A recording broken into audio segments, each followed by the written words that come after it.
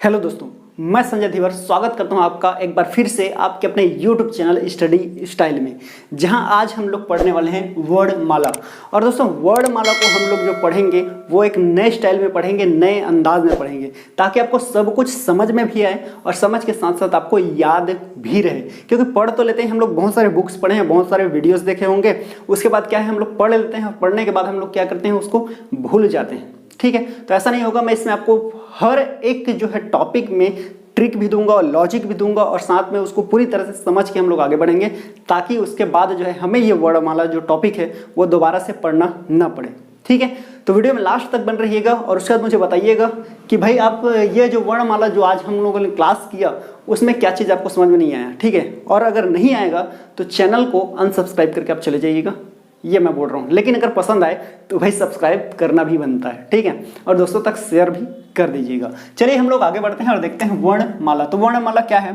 वर्णमाला दो शब्दों से मिलकर के बना हुआ आपको दिख रहा होगा, एक है वर्ण, दूसरा है माला। ठीक है, वर्णमाला इस तरह से बना हुआ है। तो वर्णमाला दो शब्दों से मिलकर के बना, एक है वर्ण, दूसरा है माला, और तब जाकर के हमारा बना है क्या दोस्तों? वर्णमाला। ठीक है, वर्णमाला तो इस तरह से है। यानी कि हम लोग जैसे कि फूलों की माला होती है ना, फूलों की माला में क्या होता है, यानी कि फूल जो होते हैं उनकी माला, तो फूलों की माला को हम लोग क्या कहेंगे? फूल माला कहेंगे। उसी तरह से वर्णों की माला को क्या कहेंगे? वर्णमाला कहेंगे। कहने का मतलब क्या है कि देखिए यहाँ पे मैं इसका डेफिनेशन अगर देना चाहूँ तो कैसे दूंगा? वर्णमाला है ना, ये है हमारा वर्णमाला। तो दोस्तों वर्णमाला की डेफिनेशन यानी परिभाषा अगर हम लोग बात कर लें तो ये कैसे होने वाला है? तो वर्णों के व्यवस्थित समूह को वर्णमाला कहेंगे। एक व्यवस्थित, एक क्रमबद्ध तरीके से जब हम लोग वर्णमाला को व्यवस्थित करते हैं तब वो हमारा क्या कहलाता है? वर्णमाला कहलाता है। ये क्या कह सकते हैं? वर्णों के व्यवस्थित समूह। ठीक है, वर्णों के व्यवस्थित समूह। ठीक है दोस्त, व्यवस्थित समूह। साथ साथ नोट्स में बनाते जाइएगा। समूह को क्या कहेंगे? वर्णमाला कहेंगे। ठीक है, वर्णमाला कहते हैं, ये लिख देते हैं। ठीक, ये है। तो हमारा डेफिनेशन इसी तरह से कि वर्णों के व्यवस्थित समूह को क्या कहते हैं? वर्णमाला कहते हैं। ठीक है दोस्तों, तो ये हो गया हमारा वर्णमाला। अब वर्णमाला के बाद हम लोग एक चीज देखते हैं इसमें, तो वो है वर्ण, कि भाई वर्ण किसे कहेंगे। और ये क्वेश्चंस आपके बनते हैं, वर्ण किसे कहते हैं। उसके बाद आपका कई ठो यहाँ पे दे दिया जाएगा ऑप्शंस में, है ना। तो हम लोग देखते हैं वर्ण किसे कहेंगे। वर्ण क्या है? यानी कि जो है भाषा की सबसे छोटी इकाई, भाषा की सबसे छोटी इकाई, भाषा की सबसे छोटी इकाई, भाषा की सबसे छोटी इकाई। ठीक है, भाषा की सबसे छोटी इकाई को क्या कहेंगे? हम लोग वर्ण कहते हैं। भाषा की सबसे छोटी इकाई क्या कहेंगे? वर्ण कहेंगे। और वर्ण को ही हम लोग ध्वनि के नाम से भी जानते हैं। अब कब ध्वनि कहेंगे इसको, उस बात को भी समझते हैं हम लोग। ध्वनि, ठीक है, ध्वनि क्या है? तो ध्वनि भी वर्ण ही है, लेकिन ये ध्वनि कब वर्ण बन जाती है? जब हम लोग उसको उच्चारित करते हैं। जैसे कि मैंने यहाँ पे एक वर्ड लिखा, ध्यान दीजिए, यहाँ मैंने एक वर्ण लिखा, तो अभी अगर मैंने इसको लिख दिया है ना तो ये हमारा वर्ण है। लेकिन अगर इसको मैं उच्चारित कर दूं, बोल दूं कि अ, मैंने क्या बोला? अ, तो जैसे मैंने अ बोला तो ये हमारा ध्वनि बन गया। ठीक है, यानी कि हम लोग क्या कहते हैं, जब भी हम लोग वर्ण को उच्चारण करें, वर्ण का उच्चारण करें, ठीक है, उच्चारण, तो इसको आप याद रखेंगे, उच्चारित रूप को क्या कहेंगे? वर्णों के उच्चारित रूप को ही हम लोग ध्वनि के नाम से जानते हैं। ठीक है, अच्छा, सेकंड हम लोग ये भी कह सकते हैं कि वर्ण को और कैसे कह सकते हैं? वर्ण को, ठीक है, तो ध्वनि जो है इसके लिखित रूप को, क्योंकि लिखा तभी तो ये वर्ण बना, तो वर्ण क्या कहेंगे? ध्वनि के लिखित रूप को भी हम लोग क्या कहेंगे? वर्ण कहते हैं। ठीक है, तो ये लिखित रूप को, लिखित रूप जो है वो हमारा क्या कहलाता है? अब वो पूछने का तरीका आपका कई हो सकता है। क्वेश्चंस जो है जब बन करके आएगा तो वो किसी भी तरीके से बन सकता है कि वर्ण जो है भाषा की सबसे छोटी इकाई है। वो क्वेश्चंस कैसे आएगा कि भाषा की सबसे छोटी इकाई कौन सी है? अब वो आपको दे दिया रहता है, वर्ण भी दे देगा, शब्द भी दे देगा, ठीक है, वाक्य भी दे देगा, बस उसमें का हमारा सबसे छोटी इकाई कौन सी होगी? वर्ण होगी। और किस तरह से है, चलिए इसको हम लोग एक बार समझ लेते हैं। जैसे कि आप यहाँ पे बात कर ले हम लोगों की भाषा की, ठीक है, तो भाषा क्या है आप इसको जानते हैं, शायद इसका डेफिनेशन भी आपको आता होगा, है ना। तो भाषा क्या है, चलिए उसको थोड़ा समझ लेते हैं। जैसे कि किसी के व्यक्ति के अंदर में उठने वाले विचार हैं, तो उस विचार को वो दूसरे व्यक्तियों तक पहुँचाना चाहता है, तो वो उस विचार को दूसरे व्यक्तियों तक पहुँचाना चाहता है, तो वो एक माध्यम का जो है क्या करता है? प्रयोग करता है। और वही माध्यम हमारा क्या कहलाता है दोस्तों? वही माध्यम हमारा भाषा कहलाता है। यानी कि किसी भी व्यक्ति विशेष या फिर सजीवों के शरीर में, क्योंकि दूसरे व्यक्तियों का, दूसरे जीवों का भी तो भाषा होता है, शायद वो हम नहीं समझ पाते हैं, वो वही समझ पाते हैं, लेकिन उनके अंदर में भी कुछ विचार आते हैं, कुछ जिज्ञासाएं आती है, जिसको वो भी क्या है, दूसरे लोगों तक पहुंचाना चाहता है। तो जब वो दूसरे लोगों तक पहुंचाना चाहता है तो उसके लिए एक माध्यम चाहिए जिसके माध्यम से वो दूसरे लोगों तक वो चीज़ पहुंचा सके।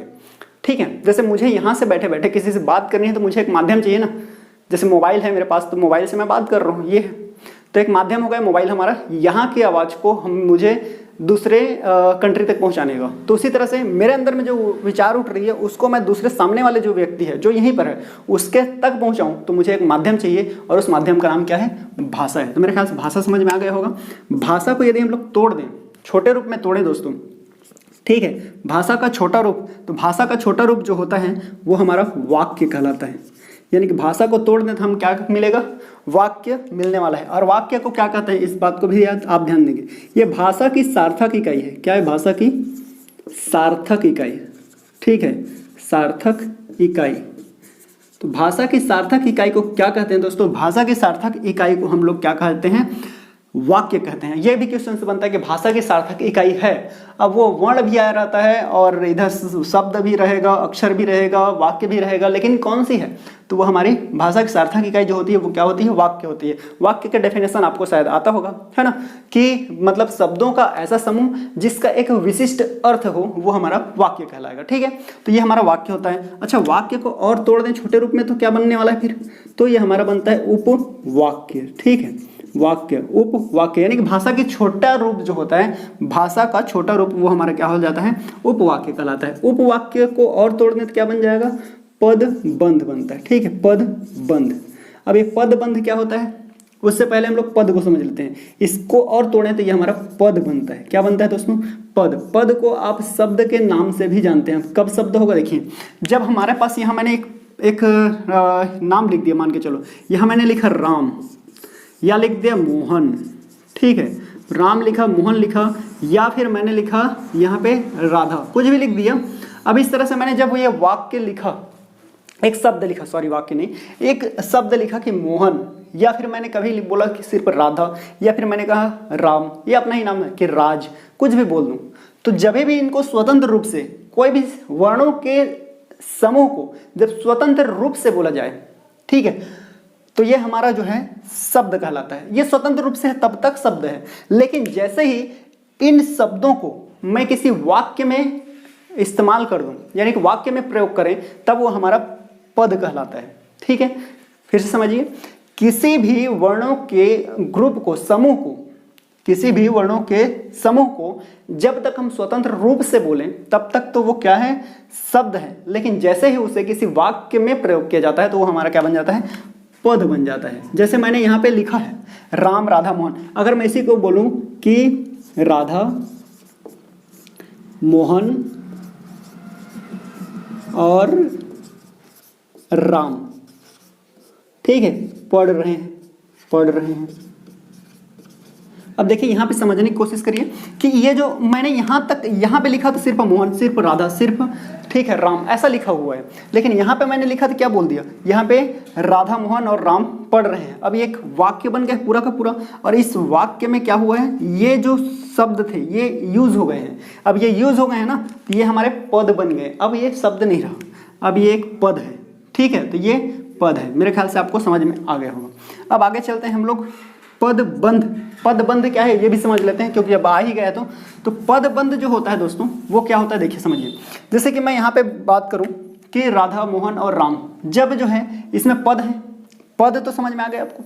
तो पदबंध क्या होगा, जब एक से अधिक पद मिल करके, यानी कि एक से अधिक शब्द, जैसे कि मैंने यहाँ लिखा एग्जाम्पल में, आप समझिए कि एक से अधिक जो है शब्द जो है मिल करके एक पद का काम करे, एक से अधिक शब्द मिल करके सिर्फ एक पद का काम करे, तब वो हमारा पदबंध कहलाएगा। जैसे कि मैं यहाँ लिखा एक छोटा बच्चा, ठीक है, एक छोटा बच्चा, ठीक है, मुझे देख रहा है, ऐसा, मुझे देख रहा है, ये लिख दिया मैं, देख रहा है। अब देखिए इसमें हमारे पास जो है शब्द तो बहुत सारे, शब्द कितने हैं, 1 2 3 4 5 6, 6 शब्द हैं, लेकिन यहाँ पे आप देखेंगे तो पद कितने हैं। ये यहाँ से लेकर के यहाँ तक एक छोटा बच्चा, ये हमारे कितने पद हैं आप मुझे बताइए, ये कितने पद हैं। पद का कहने का मतलब ये चीज़ है दोस्तों कि पद में जैसे कि हमारा क्या है, उद्देश्य है, हिंदी में कहते हैं उद्देश्य, इंग्लिश में आप इसको सब्जेक्ट भी कहते हैं। तो ये हमारा एक उद्देश्य है, और इसके बारे में जो कहा जा रहा है ये हमारा क्या है, ये हमारा उसका प्रेडिकेट है, और अगर हिंदी में कहें तो ये विधेय है। तो ये तो हो गया हमारा एक पद यहाँ पे है, अब मुझे देख रहा है एक पद वो हो गया। तो यहाँ पे हम लोग देखेंगे 1 2 3 शब्द हैं, और 3 शब्द मिल करके एक पद का काम कर रहे हैं। किस पद का, उद्देश्य का, यानी कि सब्जेक्ट का, ठीक है, उद्देश्य का काम कर रहे हैं ये, ठीक। तो ये जो है ये हमारा क्या हो गया, पद बंद हो गया। जैसे कि तुमने मुझे 10 रुपये दिया, ऐसा मैंने किसी से कहा कि तुमने मुझे, ठीक है, ये तुमने 10 रुपये दिए, चलिए ये मैं लिख देता हूँ, तुमने 10 रुपये दिए, ये हो गया दोस्तों, ये ऐसा लिख दिया। तो तुमने 10 रुपये दिए। अब इसमें एक बात बताओ, ये तो हमारा होगा एक पद, ठीक है, एक पद ये है, और यहाँ पे हम लोग देखें तो शब्द तो 2 हैं, 10 रुपये, क्या दोनों अलग अलग है, नहीं है, दोनों मिल करके 10 और रुपए दोनों मिल करके एक पद का काम कर रहे हैं। यही हमारा तो ऑब्जेक्ट होगा ना, यहाँ पे यही तो हमारा कर्म होगा, और ये हमारा क्या है, 10 रुपए। जब 2 शब्द एक साथ मिलके एक पद का काम कर ले तब इसे हम लोग क्या कहते हैं, पद बंध कहते हैं। तो ये हमारा पद बंध है। उम्मीद करता हूँ ये आपको समझ में आ गया होगा, ठीक है। तो ये हो गया पद और ये हो गया पद बंध। अच्छा, पद को हम लोग और तोड़ें तो ये हमारा क्या बनता है दोस्तों, ये हमारा जो बनता है वो बनता है अक्षर। आपने सुना होगा अक्षर, ठीक है, अक्षर। अच्छा, अक्षर, ये अगर मैं शाब्दिक अर्थ निकालूं अक्षर यहाँ पे लिख रहा हूँ अक्षर, ठीक है, अक्षर। तो जैसे क्षर का मतलब क्या होता है, विनाश। क्या होता है, विनाश। तो क्षर का मतलब होता है विनाश, लेकिन यहाँ अलग है, यानी कि अविनाश। जैसे कि मर रहेंगे तो मतलब मर जाना होता है, लेकिन अमर कर दे तो अमर, मतलब वो कभी नहीं मरने वाला। तो अक्षर जिसका विनाश न हो, जिसको और छोटे रूप में न तोड़ा जा सके, वो हमारा अक्षर कहलाता है। और अक्षर को ही बहुत जगहों में वर्ण भी कहा गया है, ठीक है, और मैं भी मानता हूँ, लेकिन वर्ण और अक्षर में थोड़ा सा डिफरेंस है, वो चीज़ हम लोग थोड़ा समझ लेते हैं। जैसे अक्षर में अगर मैंने यहाँ लिखा दोस्तों, एक लिखा राम, तो राम एक शब्द है, ठीक है, एक शब्द है। अब ये एक शब्द है, तो इस शब्द में, राम शब्द में अगर आपको पूछा जाए कि भाई कितने अक्षर हैं, तो आप क्या बोलेंगे, एक तो है सर एक है रा, ठीक है, राम लिख दिया था, एक है रा और दूसरा है म, दोनों मिलकर के क्या बना है, राम। तो हमारा ये कितने अक्षर हो गए इसमें टोटल, तो इसमें अक्षरों की संख्या हो गई 2।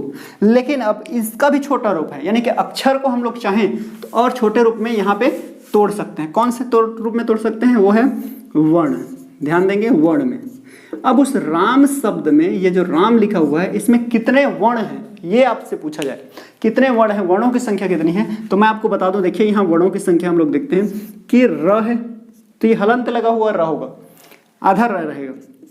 क्यों, क्योंकि आपको पता है कि प्रत्येक जो स्वर होते हैं, ठीक है, वो व्यंजन के साथ साथ चलते हैं, यानी कि प्रत्येक व्यंजन में स्वर तो होते ही हैं। आप र करके देखिए ना, र तो क्या रहा है, अ।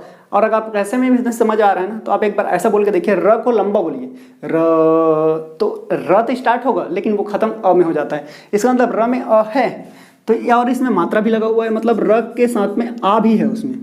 और म, तो म को भी बोल के देख लीजिए वैसे, तो म के साथ में क्या मिलेगा आपको, अ मिलेगा। तो इस तरह से हमारे पास जो वर्ण होंगे, जो राम में है, वो हमारे पास कितने वर्ण हो गए दोस्तों, गिन करके देखिए आप।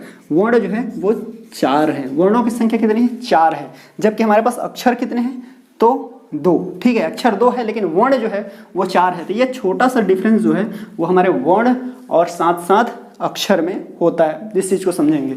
अब वर्ण को और नहीं तोड़ सकते हम लोग, इसका और छोटा कर सकते हो क्या, नहीं हो सकता है, नहीं, टूटता ही नहीं है वो।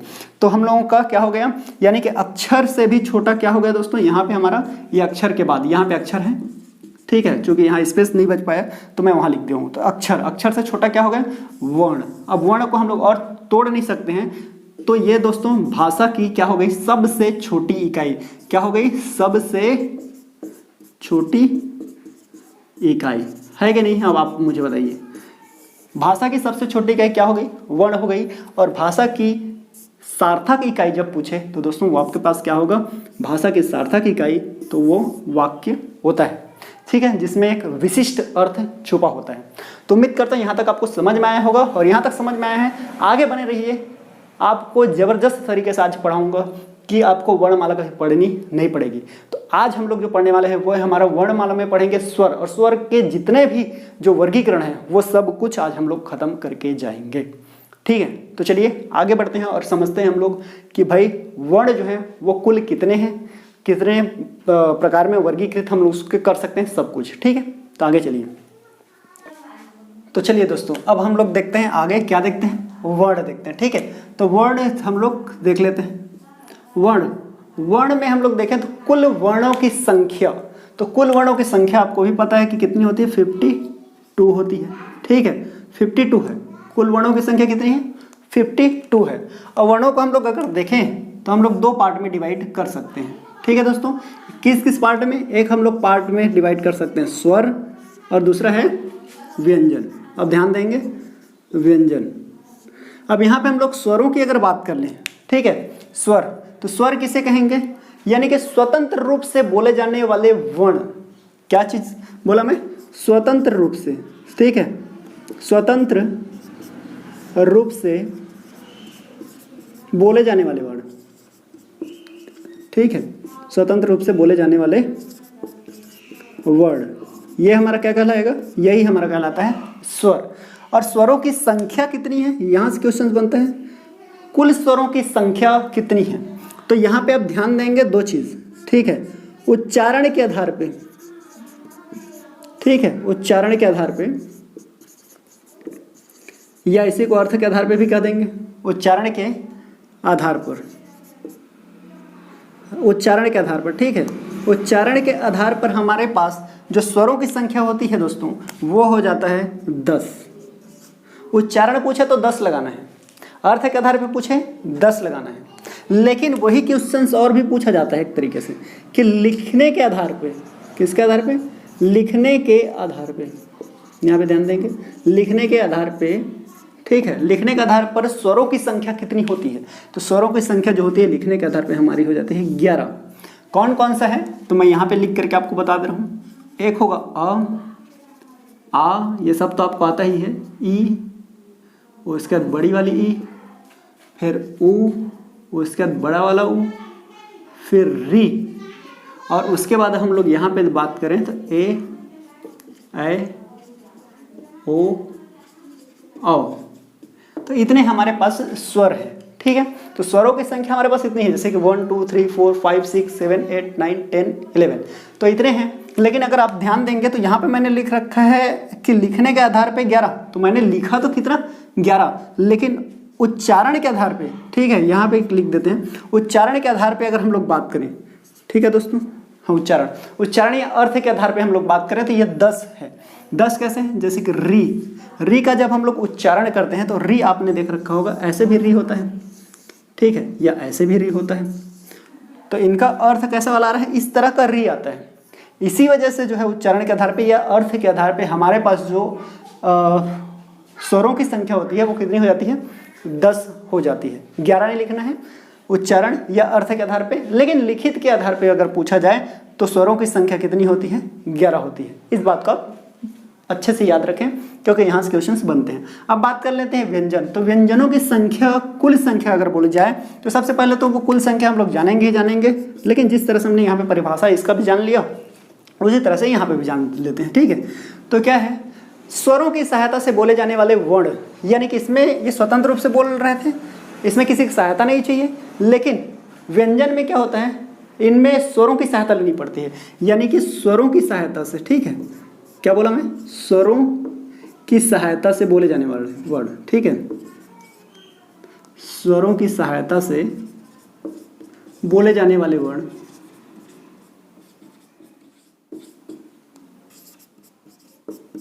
बोले जाने वाले वर्ण, ये हमारे कहलाते हैं दोस्तों व्यंजन। ठीक है, व्यंजन कहलाते हैं कौन, जो स्वरों की सहायता से बोली जाए। आप कोई से भी बोल करके देख लीजिए, आप क भी बोलेंगे तो ये बिना अ के नहीं होगा, यानी कि क जब ये आधा लिखे ना हलंत लगा करके तब ये हमारा क है, लेकिन अगर ये हम लोग अ लगा देंगे तो ये हमारा पूर्ण क बनेगा। यानी कि जब भी कोई सा भी व्यंजन हम लोग बोल करके देखिए उसमें अ तो आएगा ही आएगा, म भी बोले तो भी म आ रहा है, न बोल दीजिए, कोई भी व्यंजन हम लोग बोल लें वो सारे के सारे व्यंजन जो है स्वरों की सहायता से ही बोली जाएगी। इसी वजह से उसे हम लोग क्या कहेंगे, इस तरह से हमारा परिभाषा बन जाएगा कि स्वरों की सहायता से बोले जाने वाले वर्णों को ही क्या कहा जाएगा दोस्तों, व्यंजन कहा जाएगा। और व्यंजनों की संख्या की अगर हम लोग बात कर लें तो ये व्यंजनों की संख्या जो होती है वो है 33। ठीक है, यहाँ पे जैसे कि हमने उच्चारण के आधार पे कहा कि 10 है और लिखने के आधार पे 11 है, तो हम लोग अगर ऐसे मान लें तो यहाँ पे कितने हैं, टोटल स्वरों की संख्या हमने देख लिया कि 11 मान लिए। ठीक है, और यहाँ पे 33 हमारे व्यंजनों की संख्या। अब आप कहेंगे सर ये तो 52 हुआ नहीं, तो 52 कैसे होगा, देखिए अब इसमें हमारे पास और भी कुछ व्यंजन है। जैसे कि मैंने यहाँ तक क्या लिखा, ओ और अ तक लिखा, अंग और अह तो छूट गया ना, तो उन अंग और अह को अयोग वाह कहते हैं। क्या कहते हैं दोस्तों, अयोग वाह कहते हैं। ठीक है, अयोग वाह, तो इनकी संख्या कितनी है, 2 है। उसके बाद अगर मैं बात करूं तो आप लोगों ने देख रखा होगा ये ड और ढ लिखते हैं इस तरह से बिंदी लगा करके। ठीक है, इन दोनों को कहा जाता है उत्क्षिप्त व्यंजन। क्या कहते हैं, उत्क्षिप्त व्यंजन, उत्क्षिप्त व्यंजन। और उनकी संख्या कितनी है, उनकी संख्या भी 2 है। और आपको बता दो कि ये हमारी जो है हिंदी भाषा से ही उत्पन्न हुई है, ये कोई उर्दू, फारसी या फिर अंग्रेजी वगैरह से नहीं लिया गया है। ठीक है, तो ये हमारे उत्क्षिप्त व्यंजनों की संख्या कितनी है, 2 है। और वहीं पे अगर मैं बात करूं तो व्यंजन और व्यंजन को मिलाकर के हम लोग और भी व्यंजन बना लेते हैं, जिसको हम लोग संयुक्त व्यंजन कहते हैं। ठीक है, क्या कहते हैं, संयुक्त व्यंजन कहते हैं, संयुक्त व्यंजन। और उन संयुक्त व्यंजनों की संख्या की अगर हम लोग बात करें तो वो है 4। अब आप ऐड करके देखिए, यहाँ पे 11 हो गया, 11 33 कितना हो गया, 44, 44 और 2 हो गया 46, 46 2 48, और 48 और 4 कितने हो गए, 52। ठीक है दोस्तों, 52। तो हमारे पास जो है कुल वर्णों की संख्या कितनी है पूछा जाए तो 52 है। उत्क्षिप्त व्यंजनों की संख्या कितनी होती है ये पूछ दिया जाए तो वो है दोस्तों हमारे पास 2 होता है। कौन कौन से होते हैं, तो उसमें भी आपको ये बिंदी लगा वाला ड और ढ दिखेगा, वो हमारा है। अयोग वाह की संख्या अगर पूछी जाए तो वो है हमारे पास 2 है। अयोग वाह में भी एक होता है आपका अंग, ठीक है, और एक होता है अह।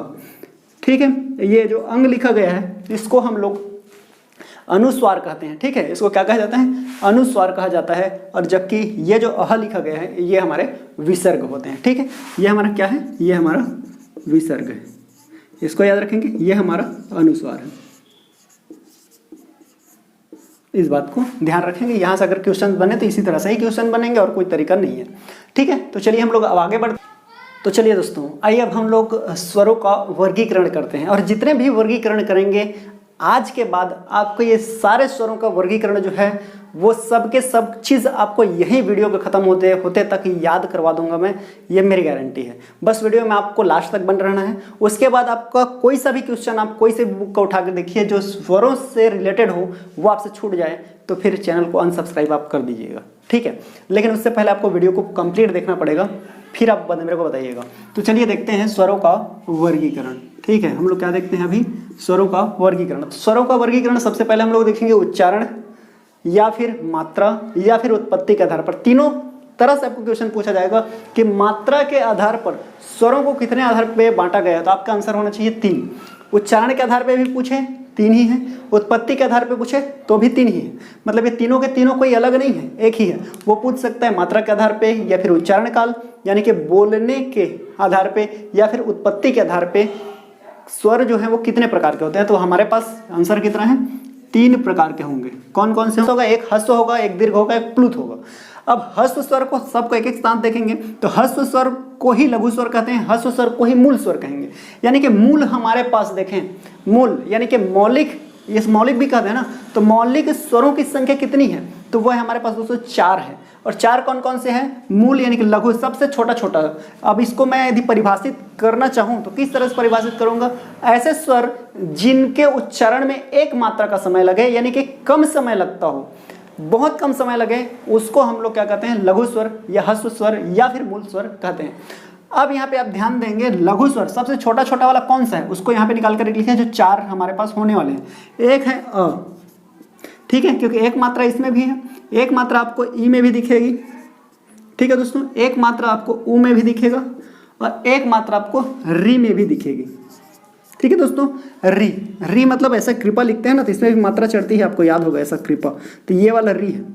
तो यहाँ पे हम लोग ध्यान देंगे तो हमारे पास मूल स्वरों की संख्या कितनी है दोस्तों? कुल वो है हमारे पास 4। अब दीर्घ स्वर को गुरु स्वर भी कहा जाता है। आपको याद होगा जब छंद पढ़ेंगे तो इसको गुरु कहा जाता है और यहाँ इसको लघु कहा जाता है ना। तो इसी तरह से है। तो हमारे पास यहाँ पे देखेंगे तो दीर्घ स्वर कितने हैं, दीर्घ स्वरों की संख्या।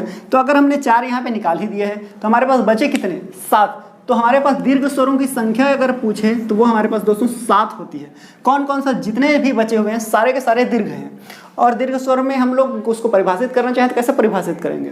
दीर्घ स्वर यानी कि ऐसे स्वर जिन्हें बोलने में दुगना समय लगे, यानी कि ह्रस्व स्वर से दुगना समय लगे, यानी कि अधिक समय लगे, तब उसे हम लोग क्या कहते हैं? दीर्घ स्वर कहते हैं। यानी कि बोलने में 2 मात्रा का समय लगे। अब 2 मात्रा का समय कहाँ कहाँ लगेगा? देखिए, सबसे पहले आएगा आ, ठीक है, उसके बाद फिर बड़ी वाली ई, बड़ा वाला ऊ, जितने भी बचे हैं हमारे यहाँ पे आप देखेंगे तो आ हो गया, बड़ी वाली ई हो गया, बड़े वाला ऊ हो गया, फिर री छूट गया, ए है, उसके बाद हम लोग देखें तो ए भी है, उसके बाद हमारे पास ओ है, ठीक है, ओ, और उसके बाद औ। ये सारे के सारे क्या है हमारे पास?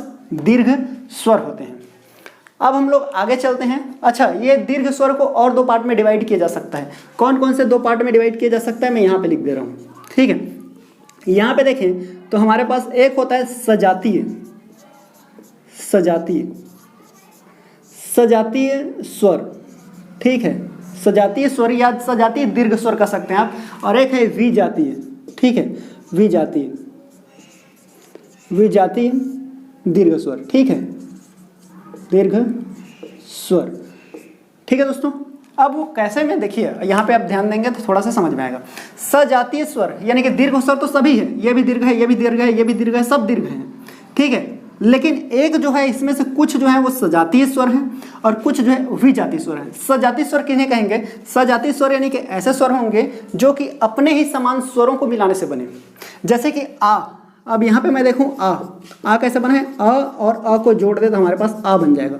एक ही जाति है, उसको जोड़ करके आ बना। इसी तरह से मैं अगर बात करूँ बड़ी वाली ई, तो बड़ी वाली ई कैसे बनेगा दोस्तों? बड़ी वाली ई जो बनता है वो छोटी ई को और छोटी ई को जोड़ दें तो हमारी बड़ी ई बन जाएगी। उसी तरह से बड़ा वाला ऊ को देखें तो ये भी हमारा छोटा ऊ प्लस छोटा ऊ, दोनों को जोड़ेंगे तो बड़ा वाला ऊ बन जाएगा, ठीक है। लेकिन यहाँ पे अगर मैं बात कर लूँ, यहाँ पे मैं लिख रहा हूँ, ठीक है, यहाँ पे अगर मैं ए को बात करूं, ए, तो ये ए जो है ये हमारा सजातीय नहीं है, बल्कि ये ए कैसा बना है? देखिए, अ और ई को जोड़ दे, ठीक है, छोटी वाली ई, तो ए, अब पढ़ के देखिए ए, तो ये ए बन रहा है। तो ये हमारा वी जाति है ना, एक ही प्रकार की जातियों से मिल करके बना नहीं है, अलग अलग जातियों से मिल करके बना है, अलग अलग प्रकार के स्वरों से मिलकर बना है, इसी वजह से ये वी जाति है। इसी तरह से मैं अगर बात करूं ए, ठीक है, ए, तो ए कैसे बना है? एक तो अ और दूसरा इसमें ए, ए, देखिए पढ़ के देखिए ए, तो क्या बन रहा है? ए बन रहा है, ठीक है। इसी तरह से अगर हम बात करें, नेक्स्ट आपका बन गया ओ, तो ये ओ कैसे बना है? देखिए अ धन उ, देखिए औ क्या बन रहा है? औ, बढ़ के देखो औ, ठीक है, क्या निकल रहा है? औ। तो ये हमारा क्या है? ये है जो हमारा है ये भी जाती है, क्योंकि ये क्या है? अ और उ से मिलकर के बना है। इसी तरह से औ को हम लोग देखें, ठीक है, औ कैसे बनेगा? ये अ धन ओ को जोड़ दें तो क्या बन जाएगा? औ। देखो पढ़ के देखो, औ, एक साथ पढ़ो, औ, क्या बन रहा है? औ। तो ये हमारा क्या हो गया? ये हमारा बनता है क्या? विजातीय दीर्घ स्वर। तो यहाँ पे सजातीय कौन कौन से होगा? यानी कि बड़ा वाला हमारे पास जो आ है, बड़ी वाली हमारे पास ई है, बड़ा वाला हमारे पास जो ऊ है, वो हमारा क्या है? सजातीय दीर्घ स्वर है, ठीक है, या इसको मूल दीर्घ स्वर भी कहेंगे हम। क्या कहेंगे दोस्तों? मूल दीर्घ स्वर। ये मूल दीर्घ स्वर है, इस नाम से भी है मूल दीर्घ स्वर, ठीक है। अब यहाँ पे हम लोग देखें, मतलब मेन दीर्घ स्वर यही है। और ये क्या है? तो फिर ये भी जाती है क्या है? दीर्घ स्वर है। कौन कौन सा? एक तो ए है, बड़ा वाला ए है, ठीक है, ए, और उसके बाद ओ, और उसके बाद औ, ठीक है। तो ये हमारे पास क्या हो गए? 3 इधर आ गए, 4 इधर आ गए। अब एक चीज और ध्यान देंगे, यहाँ पे एक क्वेश्चन और बनता है दोस्तों। अब वो क्वेश्चन क्या है? विजातीय दीर्घ स्वर को ही, ठीक है, संयुक्त स्वर भी कहा जाता है। आप याद रखेंगे, इसको क्या कहेंगे? संयुक्त स्वर, संयुक्त स्वर। तो क्वेश्चन आता है निम्न में से संयुक्त स्वर है, और ऑप्शन में आपका 2-4 इसमें का डाल देंगे और एक ठो यहाँ का रहेगा। तो आपको इस चीज को याद रखना है कि संयुक्त स्वर कौन कौन से? ए, ओ और औ। साथ में अगर वो पूछते कि विजातीय दीर्घ स्वर कौन कौन से होते हैं तभी भी यही है, ठीक है। तो उसी चीज का नाम है, जैसे कि हर किसी का दो नाम होता है ना, घर में अलग रहता है और स्कूल कॉलेज में अलग है, ठीक है। जैसे कि इधर कोई राज कह देते हैं मेरे को, तो कोई मेरा नाम से जानते हैं दोस्त लोग, तो उसी तरह दो नाम होते हैं किसी को, तो उसी तरह से इसका भी यही है, एक तो विजातीय दीर्घ स्वर कहेंगे, दूसरा संयुक्त स्वर भी कहेंगे, ठीक है। यहाँ से क्वेश्चंस किस किस तरह से बनेंगे उस चीज़ को आप समझें कि मात्रा उच्चारण के आधार पे या फिर उत्पत्ति के आधार पे स्वरों की संख्या कितनी होती है।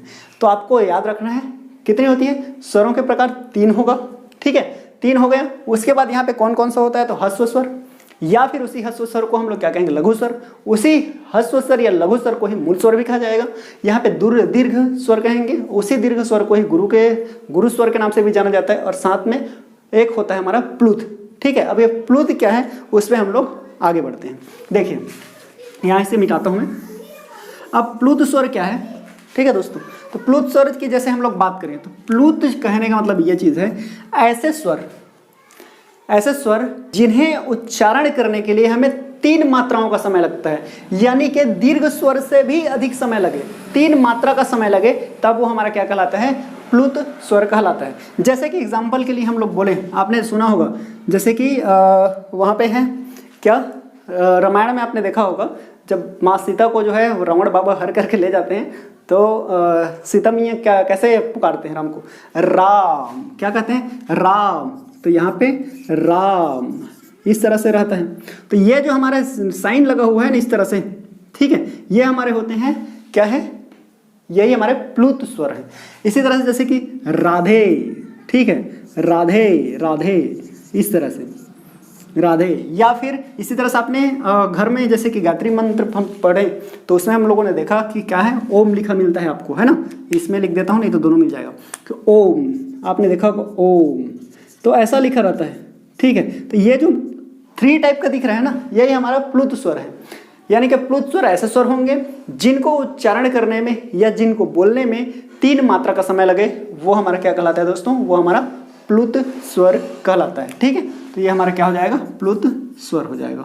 उम्मीद करता हूँ आपको उच्चारण काल के माध्यम से या फिर मात्रा के आधार पे या फिर उत्पत्ति के आधार पे स्वरों की संख्या कितनी है, तो 3 होती है। कौन कौन से होती है दोस्तों, तो ह्रस्व स्वर, एक होगा दीर्घ स्वर, एक होगा आपका प्लुत स्वर, ठीक है।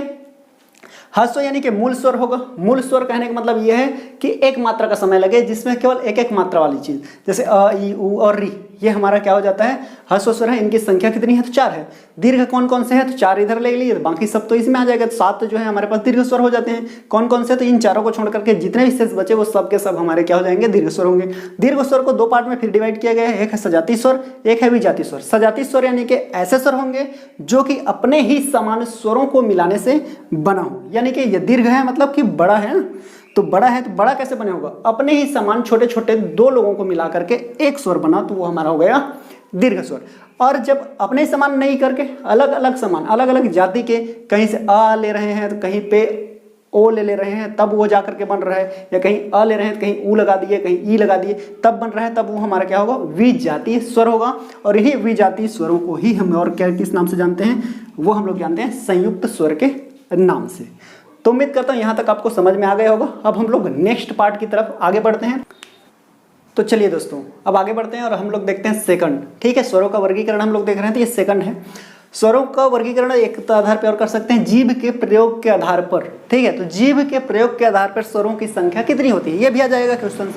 तो जीभ के प्रयोग के आधार पर हमारे पास जो स्वरों की संख्या होती है दोस्तों, वो 3 होती है, ठीक है। जैसे मैं यहाँ पे आप बनाऊँ एक ठो, ये हमारा जीभ है मान लेते हैं, ठीक है दोस्तों। ये हमारा इस तरह से जीभ है, ठीक है। ये हमारा जीभ है, बड़ा सा जीभ बन गया है। तो ये जीभ का अगर मैं देखूं पार्ट्स, तो हमारे पास कितने पार्ट होंगे आप बताइए। हमारे पास 3 पार्ट होंगे, एक ये वाला पार्ट बन गया, एक ये वाला पार्ट बन गया और एक ये वाला पार्ट बन गया, ठीक है। तो जीभ के कितने पार्ट हैं, आप नोट्स बनाते जाइए, ज़्यादा अच्छा रहेगा। 3 पार्ट है। तो इस पार्ट को क्या कहेंगे, जो सामने वाला, ये जीभ का सामने वाला पार्ट है ना, जो स्टार्टिंग वाला, उस साइड को हम लोग क्या कहेंगे, अग्र, ठीक है। ये क्या है, हमारे अग्र भाग है, ठीक है। तो इसको अग्र स्वर कहते हैं। यहाँ से निकलने वाली जो भी ध्वनि होगी वो हमारा अग्र स्वर। यह बीच का है, बीच को क्या कहते हैं, मध्य कहते हैं। तो ये मध्य स्वर है, मध्य स्वर, ठीक है। और ये हमारा पिछला वाला यानी कि पश्च स्वर, क्या होगा दोस्तों, पश्च स्वर। तो जीभ के प्रयोग के आधार पे स्वरों की संख्या कितनी होती है, तो वो भी हमारी कितनी होती है दोस्तों, 3 ही होती है। ठीक है, पहला वाला हो गया अग्र स्वर, दूसरा हो गया मध्य स्वर और तीसरा हो गया पश्च स्वर। अब देखिए ये आपको तो ऐसे ही याद हो जाने वाला है और ना ही जिंदगी भर आप भूलोगे इसको। कैसे भी देखिए मैं बता रहा हूँ, मध्य स्वर में आपको बस मध्य स्वर याद रखें। मध्य स्वर में क्या आता है, तो मध्य स्वर में आपका सिर्फ और सिर्फ आता है अ, यानी कि अ हमारा क्या है दोस्तों, अ ही हमारा क्या है, मध्य स्वर है। अ मध्य स्वर है और अ जैसे जितने भी स्वर हमारे इधर बने वो सब के सब पश्च स्वर हैं। अ जैसे बने मतलब जिसमें हम लोग इस तरह से घुमा घुमा के बना, इस तरह से जैसे कि मैंने यहाँ घुमाया तो हमारा अ के बाद क्या बन जाएगा दोस्तों, इसी तरह से आ भी बनता है, इसी तरह से ऊ भी बनेगा, बनेगा कि नहीं बनेगा, ऊ भी बनेगा, इसी तरह से बड़ा वाला ऊ भी बनेगा, बनेगा, इसी तरह से हमारा ओ भी बनेगा, बनेगा कि नहीं बनेगा, ओ भी बनेगा, इसी तरह से हमारा ओ भी बनेगा, बनेगा। तो जो भी ऐसा अ टाइप का बन रहा है, अ ही हमारा याद रखना है। अ हमारा क्या है, मध्य स्वर है, और बाकी जो बच जाते हैं जो अ की तरह घूम घूम करके बनेंगे, इस तरह से घुंडी बना बना करके बनेंगे, वो सब हमारे क्या कहलाने वाले हैं, वो सब हमारे कहलाएंगे पश्च स्वर। ठीक है, ये हमारा पश्च स्वर कहलाएगा। ठीक है, तो इस तरह से हो गया। तो अग्र स्वर कौन से हैं, अब आप खुद देखिए यहाँ पे, जबकि हमारा 5 ये हो गया और 6 यहाँ पे हो गया, तो 6 यहाँ पे लिख लिए तो कितने बच गए दोस्तों, हमारे पास 11 है स्वरों की संख्या। लेकिन उसमें री को हटा दीजिए, ठीक है, क्योंकि हम लोग देखेंगे तो उच्चारण के आधार पे जब हम लोग उच्चारण करते हैं तो स्वरों की संख्या कितनी मैं बताया था, उच्चारण के आधार पे स्वरों की संख्या 10 है, लिखने के आधार पे 11 है, लेकिन स्वरों की संख्या कितनी है, 10 है लिखने के आधार पे, उच्चारण के आधार पे। ठीक है, जब हम लोग बोलेंगे तो जीभ से कब निकलेगा, जब बोलेंगे तब तो निकलेगा ना, लिखेंगे तो जीभ से नहीं निकलने वाला है, लिखेंगे तब तो हाथ से निकलेगा ना। तो हम लोग क्या करेंगे, हाथ से निकलेगा, कहने का मतलब यह है कि हाथ से ही लिखा जाएगा वो। तो जब बोलेंगे तो हमारे पास तो 10 होंगे, तो भैया हम लोगों ने क्या कर रखा है, इधर 5 इधर लिख रखा और एक 6 इधर लिख रखा, मतलब 4 बच गए। और वो 4 कौन कौन से हैं, एक है हमारा ई और बड़ा वाला ई, ठीक है, और हमारा कौन कौन सा हो गया, ए और बड़ा वाला ए। ठीक है, तो ये चारों हमारे अग्र स्वर हैं। तो आप ऐसे ही करके इजीली याद रख सकते हैं कि मध्य स्वर कौन सा है, तो केवल अ है। ठीक है, और अ के समान जैसे भी वो गुंडे घुमा घुमा करके जिन जिन लोगों को हमने बनाया इधर, वो सारे के सारे क्या हो जाएंगे, पश्च स्वर हो जाने वाले हैं। तो मेरे ख्याल से याद रखना इजी है, और इन सब को छोड़ दे तो जो बच जाता है वो अग्र स्वर होते हैं। अगर आपको ऐसे भी याद नहीं होता है, चलो ठीक है, मैं मान लिया कि ऐसे में भी सर भूल जाएंगे, तो आपको मैं एक ट्रिक देता हूँ। ठीक है, और ट्रिक क्या है देखिए, यहाँ पे लिख देता हूँ वो ट्रिक। अब ट्रिक में आपको एक चीज़ तो याद हो ही जाएगा कि मध्य स्वर जो है हमारे अ है, इतना तो आपको याद रखना पड़ेगा भाई। मध्य स्वर कौन सा है, अ है, तो मध्य स्वर को छोड़ दें तो मैं ट्रिक अगर बताऊँ, ये अग्र लिखा है ना, इसको अग्री लिख देते हैं। क्या लिखें, अग्री। तो अग्री लिखेंगे तो क्या रहा, अग्री ए, ई अग्रीय। तो अग्रीय में क्या आएगा जिससे आपको याद रहेगा, ई ए। तो ई और ए जो आएगा, ठीक है, ई और ए आएगा, वो हमारा अग्र स्वर है। अ से अग्रीय यानी कि अग्र स्वर, अग्रीय। अग्रीय में ई ए, ये हमारा क्या बन जाने वाला है, अग्र स्वर है। और मध्य स्वर तो आपको याद ही है वैसे भी कि मध्य स्वर कौन सा होने वाला है, अ ही होने वाला है। और बाकी जो शेष बच जाता है पश्च स्वर, तो पश्च स्वर कौन सा होगा, एक आ, ऊ, बड़ा वाला ऊ, ओ और औ। तो ये हमारे क्या हो गए, पश्च स्वर हो गए। तो मुझे लगता है कि आपको जीभ के प्रयोग के आधार पे जो स्वरों के प्रकार है वो याद हो गए होंगे।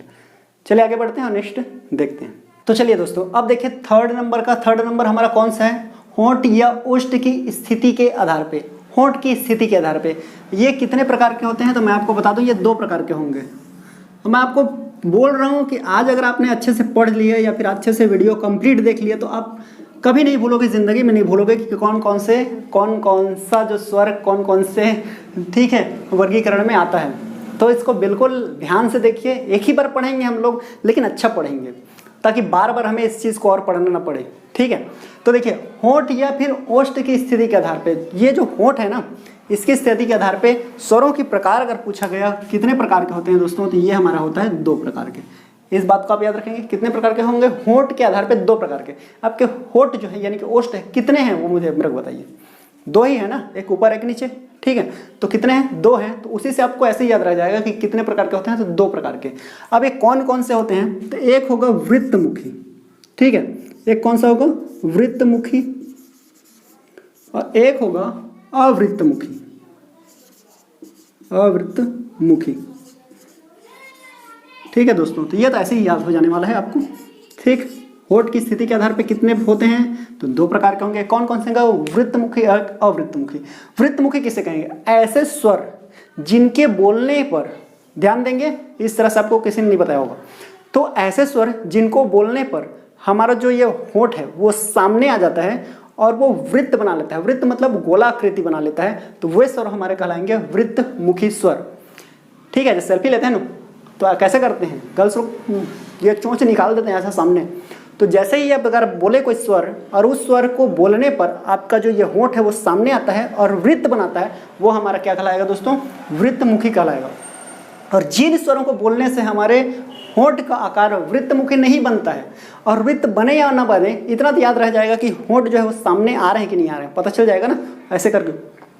तो उसी तरह से आप याद रख लेंगे। जैसे कि अगर मैं बोलूं वृत्तमुखी में कौन कौन से आएंगे, तो आप खुद बोल करके देखिए। जैसे ऊ बोलिए, ये होंठ सामने आएगा, ऊ आएगा। बड़ा वाला ऊ बोलिए, ऊ और ज़्यादा आएगा। फिर ओ में भी आएगा, आओ कहेंगे तभी भी आएगा कि नहीं आएगा? तो यही चारों हमारे कौन कौन से हो जाते हैं? एक होगा छोटा वाला ऊ, एक होगा बड़ा वाला ऊ, एक होगा हमारा ओ, और आगे जो निकलेगा औ। ठीक है दोस्तों, इन सब के सब हमारे क्या है? वृत्तमुखी हैं, क्योंकि इनको बोलने पे हमारा जो होठ है वो सामने आता है और वृत्त का आकार बनाता है, इसी वजह से। बाकी को आप बोल करके देखिए ना, ये चार को अगर मैं हटा दूं तो हमारे पास कितने बचेंगे स्वर?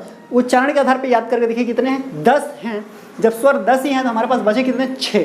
तो वो 6 यहाँ पे आएंगे। जैसे अ बोल के देखिए, अ बोलेंगे तो ये होठ सामने कभी आएंगे नहीं और न ही ये गोल बनेगा, तो हमारा अ भी हो जाएगा। आप बोल करके देखिए, समझ में आएगा। अ के बाद आ, ठीक है, आ बोलिए, देखिए आ, मुंह खुल रहा है, होंठ सामने नहीं आ रहे हैं और नहीं वो गोल बन रहा है। आ बन रहा है क्या? नहीं बन रहा, तो ये आ भी है। उसके बाद अगर मैं बात करूं तो ई वाली भी है, उसके बाद बड़ी वाली ई भी आ जाएगी। ठीक है, ये हो गए। अब वो तो हमने यहाँ पे ले लिया, तो बचा कौन? एक हो गया ए और एक हो गया ए। तो ये आपको इसमें मेरे ख्याल से कोई हमें ट्रिक व्रिक की जरूरत नहीं है। यही ट्रिक है कि भाई जिस तरह से हमारा वृत्तमुखी जब बोले होंठ हमारे दो ही हैं, तो दो प्रकार के होंगे। कैसा होगा? एक में आपको याद रखना है कि वृत्तमुखी में वृत्त बनेगा, यानी कि होंठ जो है वो सामने आएंगे और वो गोलाकृति बना लेंगे, जैसे कि हम लोग बोलते हैं ऊ। आप देखिए ना, सामने ऊ बन रहा है, ओ तभी बन रहा है ओ, लेकिन अ कहेंगे तो नहीं है, अ में वहीं पे वहीं रहेगा, ये दांत से ही चिपका रहेगा।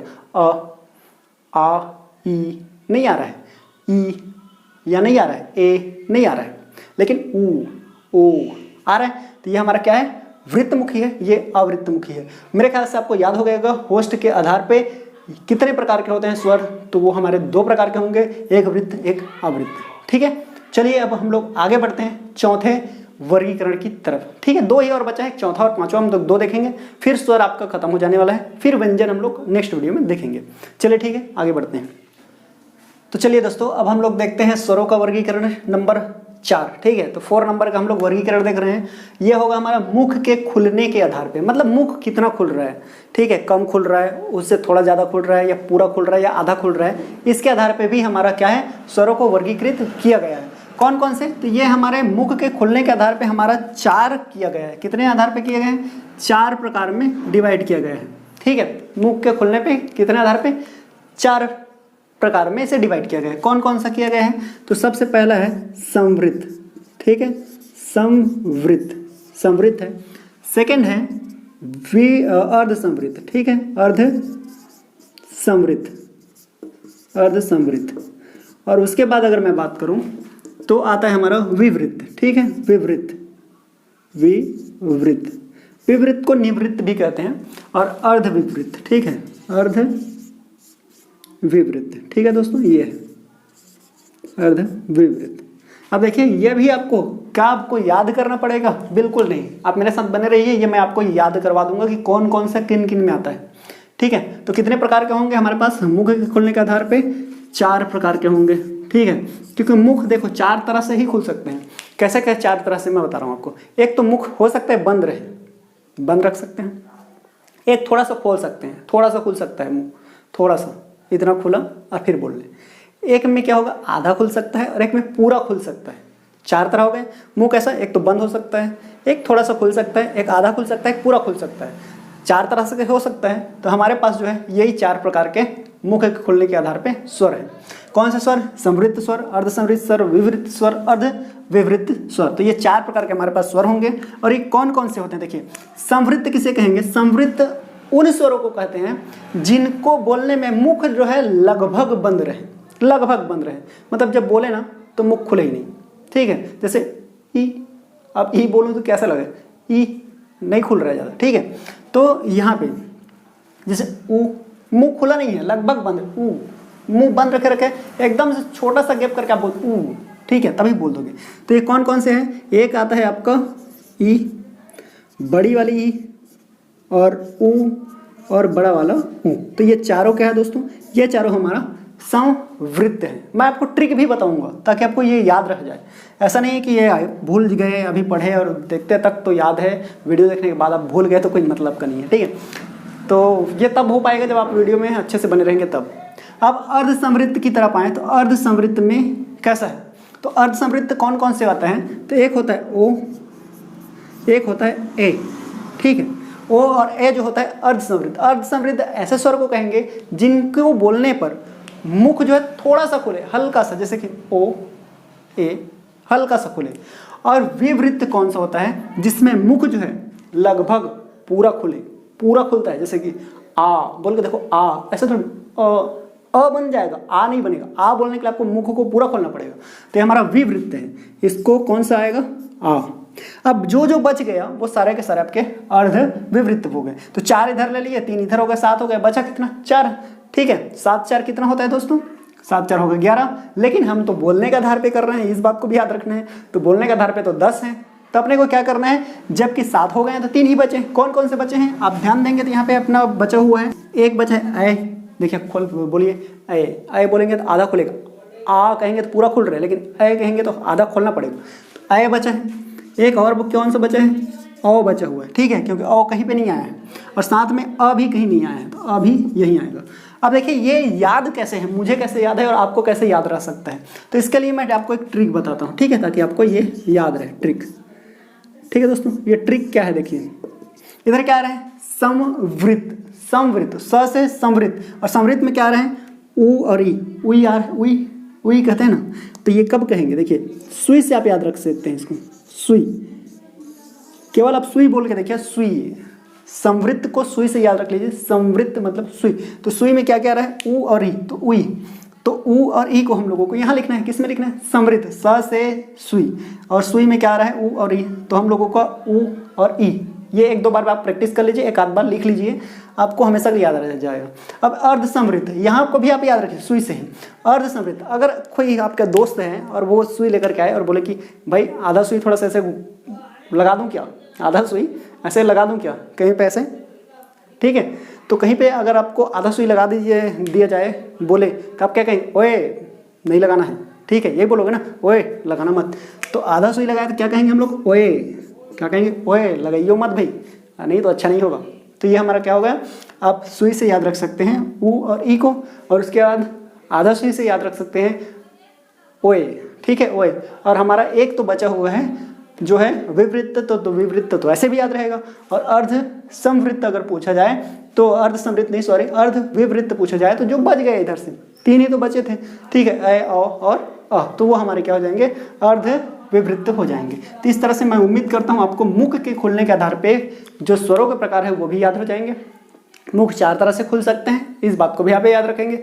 ठीक है, तो ये 4 हो जाएंगे, संवृत्त, अर्धसंवृत्त, विवृत्त और अर्ध विवृत्त। ठीक है, संवृत्त को हम याद रखेंगे सुई से, तो ऊ और ई, यानी कि छोटा ऊ, बड़ा ऊ, छोटा ई, बड़ा ई, ये हमारा क्या हो जाएगा? ये हमारा हो जाने वाला है संवृत्त। अर्धसंवृत्त में क्या आ जाएगा? सुई, जब आधा सुई लगा दूं बोलेगा तो क्या बोलोगे? ओए मत लगाइयो, नहीं लगाना है। तो क्या आ जाएगा? ओ और ए, तो ओ ए, ओए। तो ये दोनों के दोनों हमारे क्या हो जाएंगे? अर्धसंवृत्त। और उसके बाद विवृत्त में क्या आएगा? केवल एक ही तो है विवृत्त, तो एक ही हमारा कौन सा है? आ है। उसके बाद हम लोगों का अर्ध विवृत्त आएगा। तो अर्ध विवृत्त में जो 3 बच गए, कौन सा? ए भी बचा है, ओ भी बचा है और अ बचा है, तो ये हमारा क्या हो जाएगा? अर्ध विवृत्त हो जाएगा। तो उम्मीद करता हूँ यहाँ तक आपको ये चारों प्रकार समझ में आए होंगे। अब एक ठो और बचा है, लास्ट है, इसको हम लोग देखते हैं। उसके बाद आपका जो स्वर है वो सिर्फ इतने ही प्रकार में डिवाइड किया गया है, इससे आगे और कुछ नहीं। चाहे कोई सा भी बुक आप उठा करके देख लीजिए। और अब आपको क्वेश्चन सीरीज में लगाऊंगा, वो जो क्वेश्चन सीरीज लगेगा दोस्तों वो हम लोग वर्णमाला जैसे कंप्लीट करेंगे उसके बाद आएगा 100 क्वेश्चन का मैं यहाँ पे एक क्वेश्चन सीरीज चलाने वाला हूँ। उसमें क्या आप कौन सा जो क्वेश्चन है वो छूट जा रहा है वो मुझे बताइएगा, और अब छूट ही नहीं सकता है मेरे ख्याल से, ठीक है। तो चलिए आगे बढ़ते हैं, और जो 5वां प्रकार है, ठीक है, वो भी हम लोग देखते हैं स्वरों के वर्गीकरण में। उसके बाद आपका ये खत्म हो जाता है, ठीक। तो चलिए दोस्तों, अब हम लोग स्वरों के लास्ट वर्गीकरण की तरफ आगे बढ़ते हैं, और वो है हमारा 5th नंबर का प्राण वायु के निकलने के आधार पर। तो प्राण वायु के निकलने के आधार पर, प्राण निकलने के आधार पर नहीं है बल्कि वायु के निकलने के आधार पर, यानी कि जो हमारा वायु है जो हमारे शरीर के अंदर है, अगर हम लोग कोई स्वर बोलते हैं तो वो कितनी जगहों से निकल सकता है, उसी के आधार पे है। अब कितनी जगहों से तो गलत डायरेक्शन में नहीं जाना है। मेरे कहने का मतलब है जब हम लोग कोई स्वर बोलते हैं तो वो वायु के साथ साथ स्वर निकलेगी, ठीक है। वो ध्वनि जो है कैसे निकलेगी, वो हमारे वायु के साथ निकलेगी। और वायु कितनी जगह से निकल सकती है, एक हो सकता है मुंह से निकले, दूसरा नाक से निकल सकता है, और तीसरा जो है नाक और मुंह दोनों से एक साथ निकल सकती है। तो इसी के आधार पर हमारे पास 3 प्रकार के जो है प्राण वायु के निकलने के आधार पर स्वर होते हैं। कौन कौन से होते हैं, बहुत ही आसान है। फर्स्ट अगर मैं बात कर लूँ तो ये हमारा होता है निर्नुनासिक, ठीक है। कौन सा है, निर्नुनासिक, ठीक है, निर्नुनासिक एक हो गया निर्नुनासिक। दूसरा होता है दोस्तों अनुनासिक। कौन सा होता है, अनुनासिक, अनुनासिक, ठीक है। और थर्ड जो होता है वो है अनुस्वार, अनुस्वार। अब कौन कौन से हैं, कैसे कैसे हैं, वो हम लोग यहाँ पे याद कर लेते हैं, ठीक है। अभी तक जितना याद किए काफ़ी अच्छा था, तो ये भी है ऐसे ही हमारा इजीली हो जाने वाला है। तो कौन सा है, जैसे कि हम अगर मैं बात करूँ निर्नुनासिक, ठीक है। निर्नुनासिक नी से आ रहा है, ना से आपको पता है नहीं होता है, और ना से ही नी भी आ रहा है। किसी में ना है क्या, नहीं है, लेकिन इसमें ना है। ना मतलब नहीं से याद रख लें, निर्नुनासिक में नहीं निकलेगा। कहाँ से, नासिक, नासिक मतलब नाक से, यानी कि ये केवल और केवल कहाँ से निकलने वाला है, देखिए निर्नुनासिक मतलब नहीं निकलने वाला है नाक से, क्या, वायु। तो वायु जो है जब भी हम स्वर बोलेंगे तो नाक से नहीं निकलेगा, केवल मुख से निकलता है। और इसी कारण से इसको मौखिक स्वर भी कहते हैं। क्या कहते हैं, मौखिक स्वर, ठीक है, मौखिक स्वर भी कहा जाता है। तो ये मौखिक स्वर कौन कौन से हैं और कितने हैं, तो ये तो सबसे ज़्यादा ईजी है। क्यों, क्योंकि हमारे पास जितने भी स्वर हैं, जितने भी स्वर, वो सारे के सारे स्वर जो होते हैं, सभी स्वर हैं वो निर्नुनासिक हैं। क्योंकि हर स्वर को आप जो है केवल मुंह से बोल सकते हैं, उसमें नाक की सहायता लेनी नहीं पड़ती। वायु नाक से नहीं निकलती, नाक ऐसे बंद करके भी अगर आप बोलेंगे ना तो पर भी सारे के सारे स्वर आप बोल सकते हैं।